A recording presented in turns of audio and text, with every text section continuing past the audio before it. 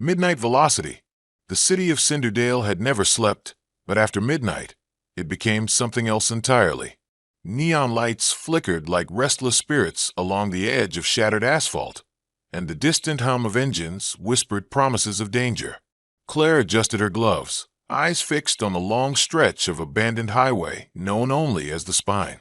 It wound through the industrial outskirts like a serpent, unlit and deadly. Behind her, the roar of modified engines grew louder. The midnight circuit was about to begin, an illegal race known only to the underground elite. Few survived it, even fewer won. But Claire wasn't here for the glory. She was here for revenge. For months ago, her brother had vanished during one of these races. The police had shrugged it off. No body, no crime. But Claire had found the truth hidden between layers of silence. Her brother had been sabotaged, pushed off the cliff at mile 37. And the man responsible? Douglas Kane, a street racing legend with a dark past and a grin that hid more than secrets. Now, Claire stood 2 cars away from Douglas at the starting line, her custom midnight blue Vortex, V9, purring like a panther in the shadows. The crowd chanted, boots stomping on cracked concrete. 3. The engines screamed into life. 2. Claire took a deep breath, remembering her brother's final message. If I disappear, don't trust the finish line. 1. Tires screeched as the racers launched into the night. The first leg of the race was a straight shot through the deserted warehouse district. Rusted cranes and metal debris blurred past as Claire hugged the corners, her body in sync with every gear shift. She was in 3rd place now, Douglas ahead by 2 car lengths. A flare lit the sky behind them, signaling the first checkpoint at mile 8. Then came the ambush. Explosions rocked the asphalt as 2 drones swooped down, targeting racers from above. Claire swerved hard, narrowly avoiding the fireball that consumed the car to her right. Someone had upped the stakes this time, and it wasn't just about speed anymore. This wasn't a race. It was a war zone. Douglas pulled up beside her during a rare stretch of open road, his silver Phantom 12 snarling like a beast in heat. He turned his head slightly, his voice crackling through the shared race calms. Didn't expect to see you out here, Claire. You should have, she shot back. I'm here to finish what you started. He chuckled low, taunting. Then keep up. The real race starts after mile 20. And just like that, he disappeared into the darkness ahead. Claire pushed the vortex harder, weaving through burning wreckage, crushed barricades, and collapsing structures. She saw racers fall like dominoes, but she didn't blink. She had one goal, and his name was Douglas Kane. At mile 23, the course twisted into the canyon stretch, a death trap of cliffs and razor-sharp turns. One mistake, and you'd be a smear at the bottom. Claire downshifted, tires screaming as she drifted past a crumbling ledge. The moon cast silver glints on the ravine below. Suddenly, her rear camera lit up. Someone was following her and fast. A matte black bike zipped in from the shadows, driven by a masked rider. No markings. No number. Unknown racer on your 6. The comms crackled. No racer, she muttered. He's a cleaner. The midnight circuit had them. Riders hired not to win, but to eliminate. Claire slammed the brakes, spun, and forced the bike to overshoot. She gunned the engine, clipping his rear tire. The bike skidded into the guardrail, flipping into the abyss. No time for relief. Douglas was now within reach. By mile 30, only 4 racers remained. Claire, Douglas, a brutal ex-mercenary named Vance, who drove a weaponized tank-like vehicle, and a mysterious driver in a gold-plated car who hadn't spoken a word all night. The final stretch was a labyrinth of tunnels under the old city. Claire knew this would be her only shot. In the tight corners and echoing dark, speed meant less. Skill meant everything. She closed in. The vortex's headlights pierced the black, chasing Douglas's taillights like a predator in pursuit. The tunnel narrowed, and Claire slammed sideways through a collapsing pillar, sparks flying around her windshield. You really want to die tonight? Douglas's voice was calm now, too calm. Only if you come with me. A laugh. You don't know the truth, do you? Claire's grip tightened. I know you killed my brother. I didn't kill him, Claire, he said quietly. I saved him. What? The world seemed to pause, but her reflexes didn't.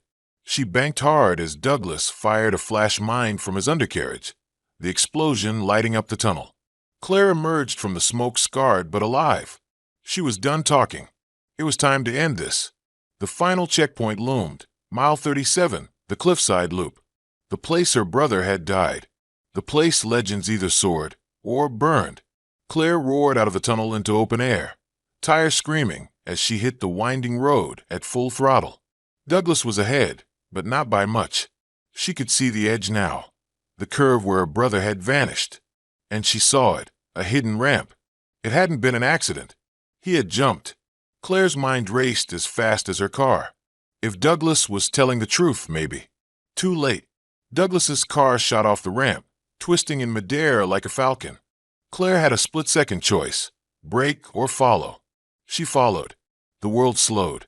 Her car soared into the night, weightless, endless, and landed. Hard. The shock threw her forward, airbags exploding.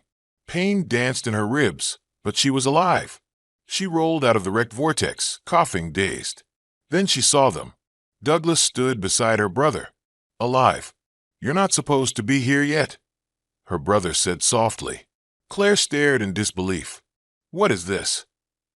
Douglas turned toward her, face solemn. "This isn't just a race. It's a recruitment. Those who survive the circuit become part of something greater." She looked around. The road behind them was gone. In its place stood an enormous underground complex. Helicopters, tech, fighters. "Welcome to the real game, Claire," Douglas said. "You just unlocked level 2. But Claire didn't feel victorious. She felt like the game had only just begun. And this time, the stakes were beyond anything she had imagined, because in the shadows of the midnight circuit, survival was just the beginning.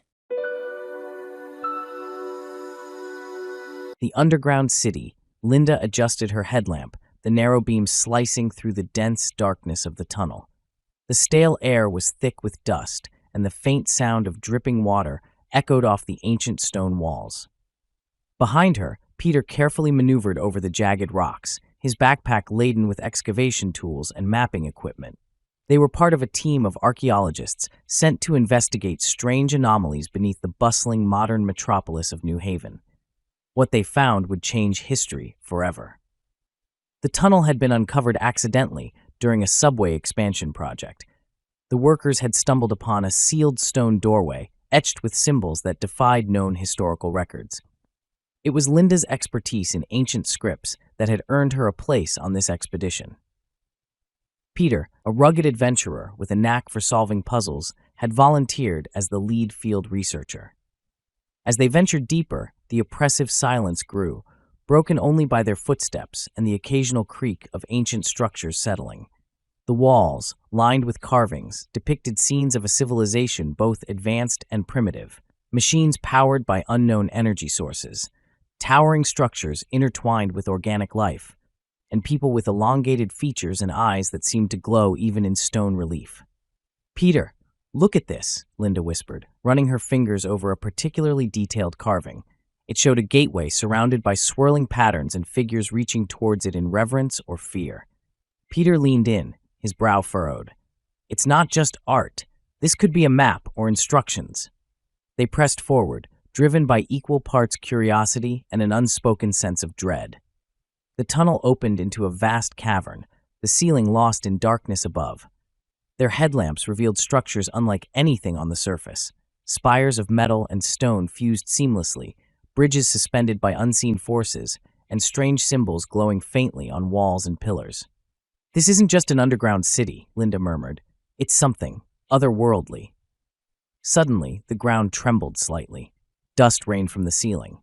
Peter instinctively pulled Linda back as part of the floor gave way, revealing a chasm below. Peering over the edge, they saw faint lights far beneath, not reflections, but active sources of illumination. Determined to uncover the truth, they found a narrow stairway spiraling down along the cavern wall.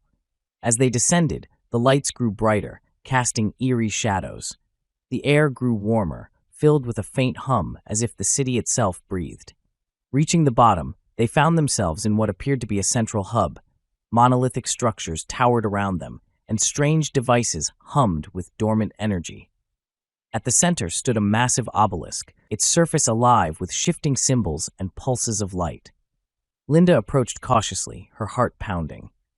As she touched the obelisk, a surge of energy coursed through the air.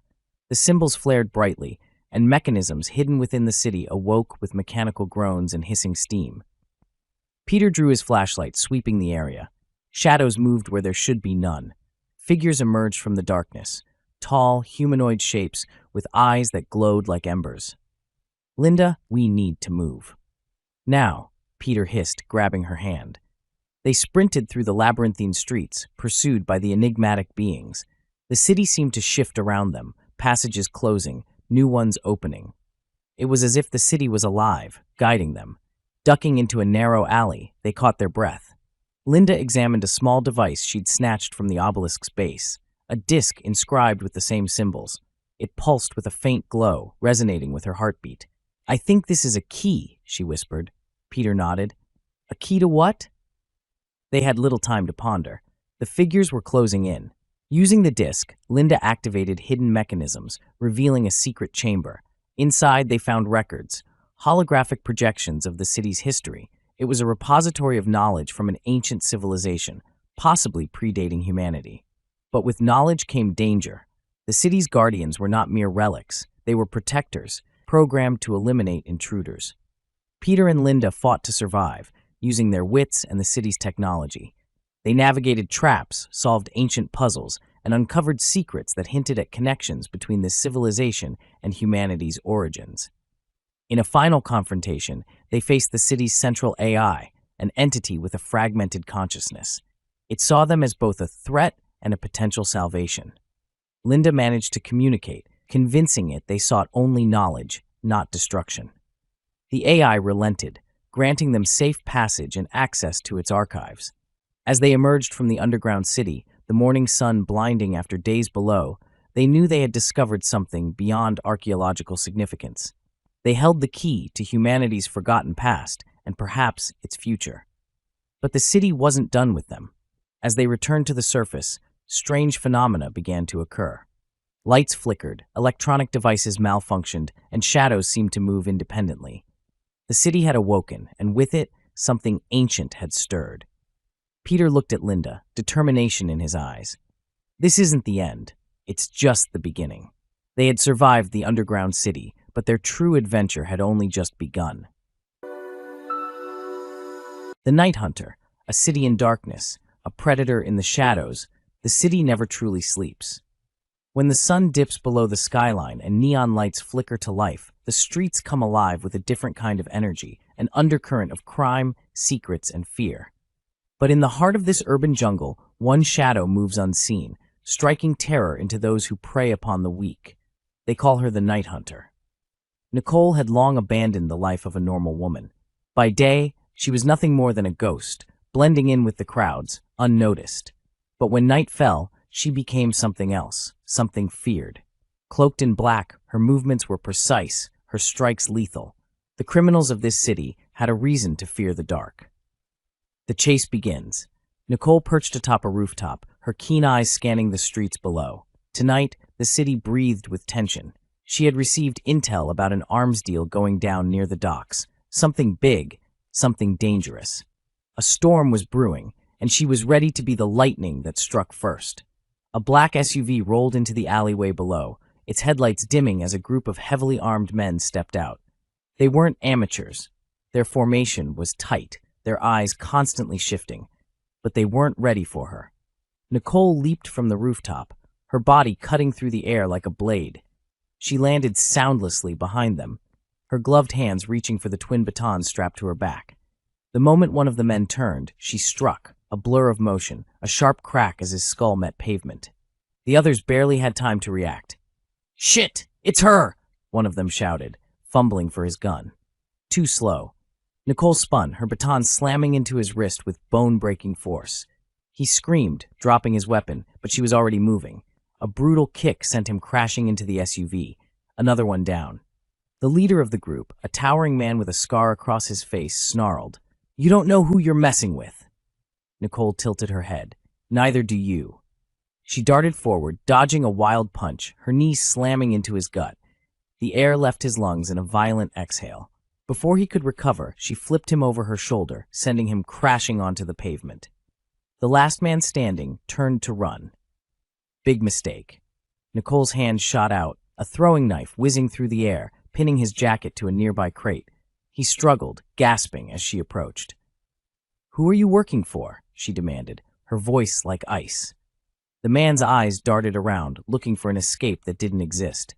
"Ya, you're too late," he stammered. "The shipment's already on its way." Nicole's blood ran cold. She had miscalculated. She spun, her eyes narrowing. If the weapons were already moving, she had to act fast. A man in the shadows. Across the city, Peter sat in his darkened apartment, the only light coming from the laptop screen before him. A seasoned detective, he had spent the last few years chasing ghosts, criminal syndicates that vanished like smoke, powerful men who operated in the shadows, and at the center of it all was a woman, a whisper, a myth, a force of nature, the Night Hunter. He had followed her trail for months, tracking the bodies she left in her wake, not of innocents, but of monsters who had long evaded justice. The question wasn't whether she was dangerous, it was whether she was on their side. Tonight, he had a lead. His sources had pointed him to the same arms deal she had just intercepted. But unlike her, he wasn't in the habit of leaping off rooftops. His phone buzzed, a text from his informant. "Docs, midnight, you're running out of time." Peter grabbed his gun, slipping it into his holster. If Nicole was already out there, tonight was the night they would finally meet. A collision course. The docks were eerily silent when Nicole arrived. The air was thick with salt and gasoline, the distant hum of a cargo ship rumbling through the night. She moved like a shadow, her footsteps silent against the damp concrete. Then she heard it. Footsteps, deliberate and measured. Someone else was here. She melted into the darkness, watching as a figure emerged from the mist. Peter. Her grip on her baton tightened. She had heard of him, a detective with a reputation for being relentless. If he was here, it meant trouble. He turned his head slightly, as if sensing her presence. "You can come out," he said calmly. "I know you're there." Nicole hesitated. He wasn't armed, at least, not visibly. She stepped forward, the dim light catching the sharp angles of her face. Peter studied her, his expression unreadable. "You're making a lot of enemies," he said. "Sooner or later, they're going to come for you." Nicole smirked. "Let them try." The sound of approaching engines cut through the night. The shipment was here. Nicole and Peter exchanged a glance. For a moment, an unspoken understanding passed between them. Then chaos erupted. The battle at the docks. Gunfire shattered the silence as masked men poured out of the cargo ship. Nicole dove for cover, rolling behind a stack of crates as bullets whizzed past her head. Peter ducked behind a metal container, cursing under his breath. Nicole's eyes locked onto him. "You brought backup, right?" Peter shook his head. "I was hoping you did." She grinned. "Then let's improvise." She sprang into action, launching herself over the crates, her baton striking with bone-crunching force. Peter followed, taking down an enemy with a well-placed shot. They moved like a well-oiled machine, covering each other, taking out threats with lethal precision. A grenade clattered onto the ground between them. "Move," Nicole shouted, grabbing Peter's arm as they dove behind cover. The explosion rocked the dock, flames licking the air. They emerged from the smoke, bruised but standing. The remaining men, realizing they were outmatched, scrambled to retreat. Nicole turned to Peter, breathing heavily. "You gonna arrest me now?" Peter smirked. "Not tonight." Sirens wailed in the distance. By the time the police arrived, Nicole was already gone, just a shadow in the night, a whisper in the wind. But Peter knew this wasn't over. The hunt had only just begun. The Lost Gold Mine Mystery. The dense fog hung low over the Foresta Hills, wrapping the landscape in an eerie embrace. Nancy adjusted her backpack, feeling the weight of anticipation pressing down on her chest. Oscar walked a few steps ahead, his flashlight cutting through the thick darkness. The two had been planning this trip for months, researching every legend, every whisper of the abandoned gold mine hidden deep within the Appalachian Mountains. "Are you sure this is the right way?" Nancy asked, her voice barely above a whisper. Oscar glanced back, flashing a confident grin. "Trust me, I've studied the old maps for weeks. We're close." Their journey had begun at dawn, winding through overgrown trails, dodging fallen branches, and braving the occasional sudden movement in the underbrush. The legend spoke of an old prospector, Jeremiah Henshaw, who had struck it rich in the 1800s but vanished without a trace, leaving his fortune behind. As they pushed further into the forest, the terrain grew steeper, the air heavier. Nancy wiped the sweat from her brow and took a deep breath. Then, suddenly, the earth beneath their feet gave way. "Nancy!" Oscar shouted, reaching for her hand as she tumbled down a rocky incline. She landed with a thud, groaning as she sat up. Her flashlight flickered, revealing a gaping hole in the earth, half hidden by vines and moss. "I think we found it," she said, her voice tinged with excitement and fear. Oscar slid down beside her, shining his light into the opening. The air reeked of damp earth and rusted metal. "This has to be it," he murmured. "The entrance to Henshaw's mine." With a mixture of trepidation and exhilaration, they stepped inside. The tunnel was narrow, its walls lined with crumbling support beams. Cobwebs brushed against Nancy's face, making her shudder. The further they went, the darker and colder it became. "Look at this," Oscar whispered, pointing to faint markings on the walls. "These symbols. They're not just random etchings. They might be directions." Nancy traced the carvings with her fingers, her mind racing. Henshaw must have left these to mark the way. But why? Was he trying to keep someone out, or lead someone in? Their conversation was interrupted by a distant sound, a low, rhythmic tapping that echoed through the tunnels. "Did you hear that?" Nancy's voice trembled. Oscar nodded, gripping her hand tightly. "We're not alone." The tapping grew louder, followed by a sudden gust of wind that extinguished their flashlights. Panic surged through Nancy's chest as they fumbled to relight them. When the lights flickered back to life, they found themselves staring into a vast chamber. Gold, piles of it, scattered across the floor, glittering under their beams. "We found it," Oscar whispered in awe. But before they could celebrate, a shadow moved at the edge of their vision. A figure emerged from the darkness. A man, ragged and wild-eyed, holding an old revolver. "You shouldn't be here," he growled, his voice a guttural rasp. Nancy's heart pounded as she raised her hands in surrender. "We're just explorers. We didn't mean any harm." The man's gaze flicked between them and the gold. "This mine belongs to Jeremiah Henshaw. No one leaves with his treasure." Oscar took a cautious step forward. "You're Jeremiah Henshaw. That's impossible. You disappeared over a century ago." The man let out a hollow laugh. "Time moves differently down here. The mine. It keeps you." Nancy exchanged a terrified glance with Oscar. "We have to get out of here," she whispered.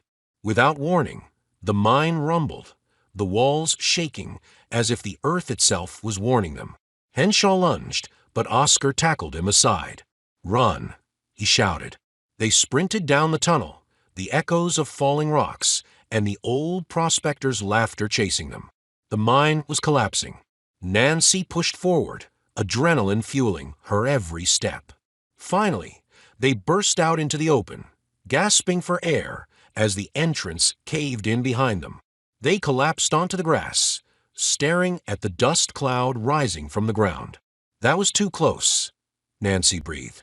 Oscar nodded, still staring at the ruined entrance. "We found it, but some things are better left undiscovered."